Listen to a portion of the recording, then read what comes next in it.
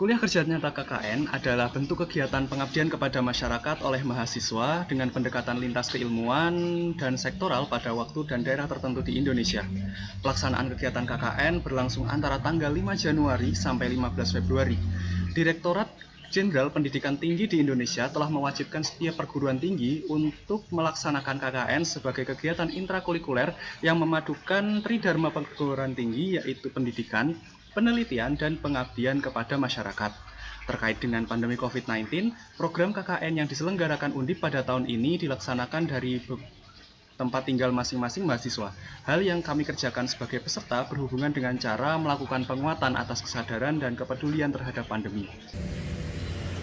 Dan seperti pada umumnya, KKN dilakukan di daerah setingkat desa, dan desa yang menjadi tempat untuk menimba ilmu saya adalah Desa Getas Rejo. Saya Rois Alfabana, akuntansi 2018, dan inilah dia, video profil KKN Desa Getas Rejo.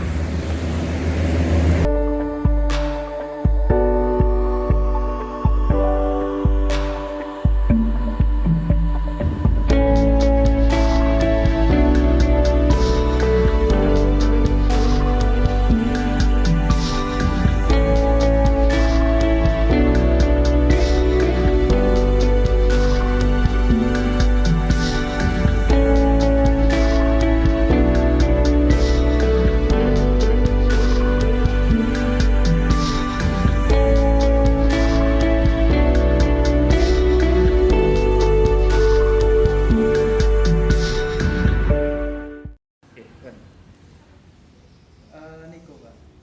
Langsung ke pertanyaan aja. Bahasa Inggris. Yeah. Where's the village? Getas Rejo village. letak desa Getas Rejo itu di mana, Pak?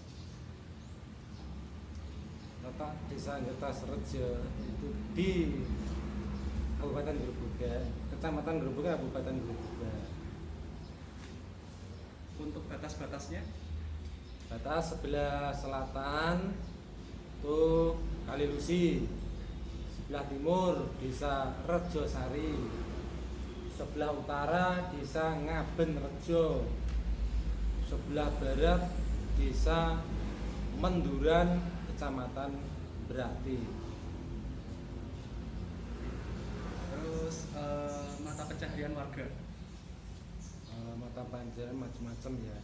Ada pertanian, peternakan, terus usaha buruh. Soalnya sini juga ada pergudangan, jadi buruhnya yang buruh itu bekerja di pergudangan Polowijo. Kalau pertanian menggarap sawah, tapi sebagian besar mata pencarian sini ya sebagian besar petani. Tapi kalau dikalkulasi persen itu petani saya perkirakan 60% ya petani, yang 40% bermacam-macam usaha atau mungkin mata pencarian. Kemudian potensi desa macam-macam. Di bidang apa ini potensinya? Bisa di agrarisnya? Agraris pertanian. Untuk yang diproduksi mayoritas apa, Pak? Oh ya, sini juga ada beberapa industri ya, terutama industri tempe, tahu, terus pemerahan susu. Kalau potensi di kantor desa juga ada batik, nanti ada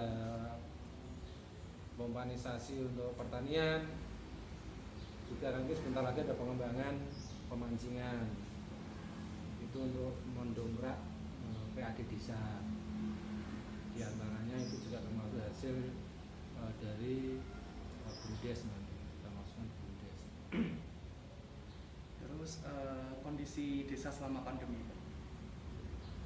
Ya alhamdulillah selama ini ya baik-baik saja. Bila ada yang positif ya kita adakan tracking, terus ada bantuan-bantuan yang harus diberikan kepada pasien corona. Terus untuk yang terakhir, harapan desa Pak terkait dengan keberadaan teman-teman KKN dari UNDIP. Mungkin nggak di tahun ini tapi di tahun ke depan seperti apa? Oh ya, sebetulnya ada KKN ya. Ya kan. Ya kita terbuka semua, baik universitas swasta maupun negeri, untuk mengikuti atau melaksanakan kegiatan KKN di Desa Ngetasrejo. Sangat terbuka supaya panjenengan sebagai mahasiswa bisa mencurahkan ilmunya atau menularkan ilmunya ya, baik ke desa maupun ke warga maupun ke kader-kader yang lain. Thank you. Baik. Nah, setelah mendengar wawancara dari Pak Kepala Desa, saya mempunyai ketertarikan terhadap satu sisi di desa ini, yakni sisi BUMDes-nya, BUMDes Batik Seroja, batik tulis. Nah, nggak semua desa di Jawa memiliki pengrajin batik gitu, dan ini salah satu kesempatan bagi saya karena saya juga pernah mendapatkan kewirausahaan yang mana di sana juga mempelajari juga tentang batik. Kemudian desain kewirausahaan juga ada kaitannya dengan branding satu UMKM. Kemudian karena COVID ini dan kondisi geografis yang ada di Getasrejo adalah merupakan jalan penghubung antar kota, jadi mungkin akan lebih baik jika saya menggunakan program kebersihan yang sederhana. Dan kemudian yang keempat, yang terakhirnya adalah yang IPWL. IPWL ini adalah institusi wajib lapor. Wajib lapor di sini adalah para pengguna narkoba yang ingin mendapatkan rehabilitasi sosial. Nah, setelah kita mendengar dari salah seorang project manager di sana,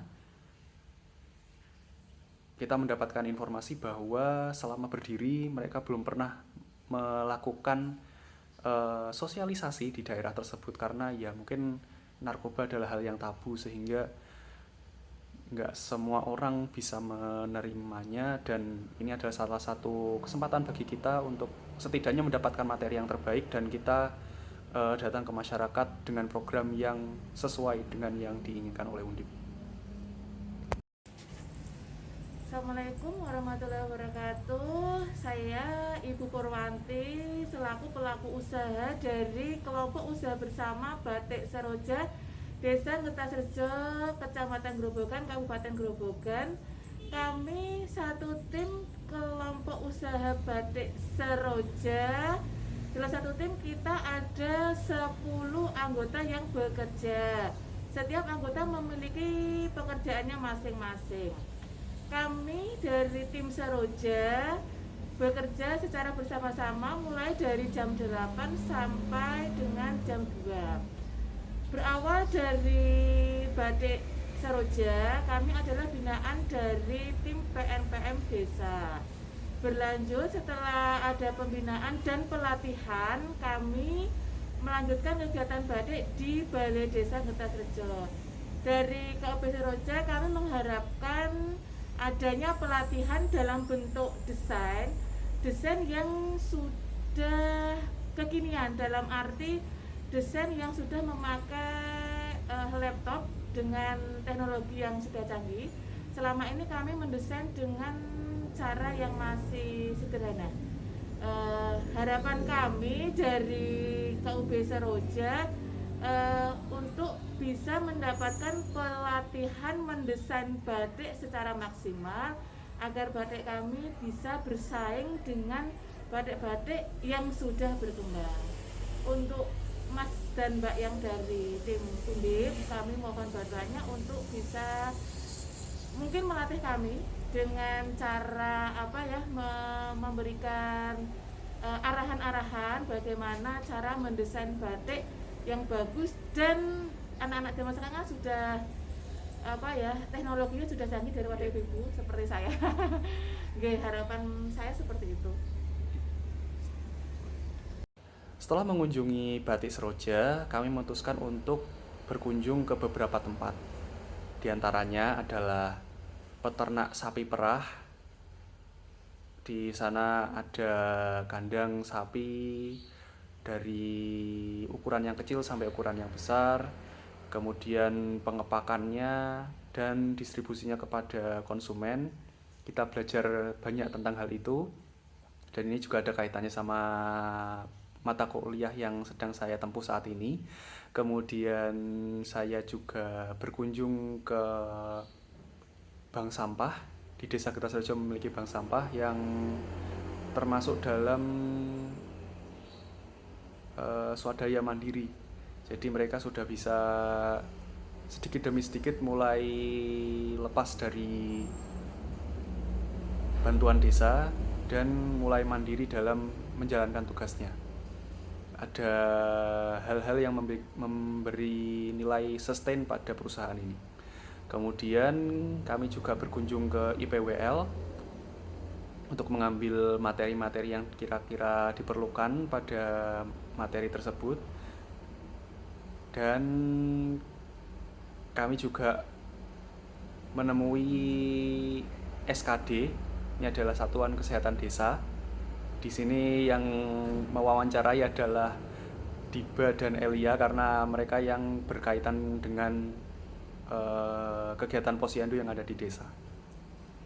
Edukasi bagaimana cara deteksi penyakit tidak menular, tapi kemudian kan ada misalnya kalau terdeteksi hipertensi maka apa, kemudian dari sisi fisik makanan apa yang bisa untuk itu apa hipertensi tadi yang misalnya yang boleh sama yang tidak boleh gitu kan, yang harus dan